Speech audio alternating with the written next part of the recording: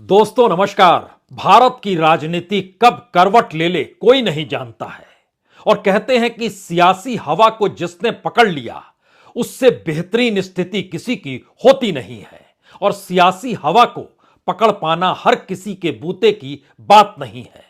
लेकिन सियासी हवा को सबसे पहले अगर कोई पकड़ सकता है तो वह धंधे वाला शख्स ही होता है। उसके हजारों करोड़ की संपत्ति धंधों में लगी होती है। इसीलिए कहते हैं बिजनेसमैन हो या कॉरपोरेट, सबसे पहले जान लेते हैं कि दरअसल सियासी हवा किस दिशा में बहेगी और जिस दिशा में बहेगी वह कब तक बरकरार रहेगी।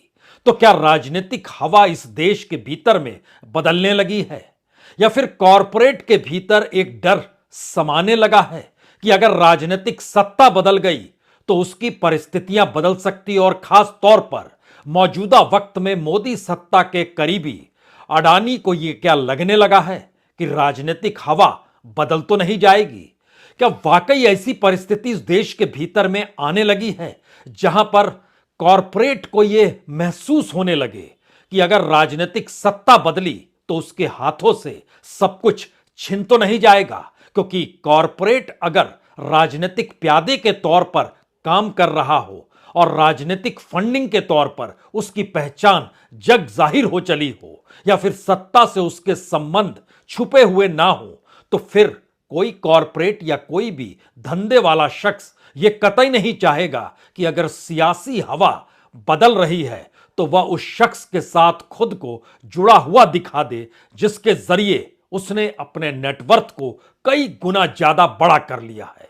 यह किस्सा दरअसल अडानी का है, अडानी ग्रुप का है। क्योंकि पहली बार अडानी को क्यों याद आ गए राजीव गांधी और उनकी एक्सपोर्ट पॉलिसी? उन्हें क्यों याद आ गया पीवी नरसिम्हा राव का दौर जब मनमोहन सिंह वित्त मंत्री हुआ करते थे और उस दौर में इकोनॉमिक रिफॉर्म या आर्थिक सुधार जो देश में हुए वह उन्हें क्यों याद आ गए?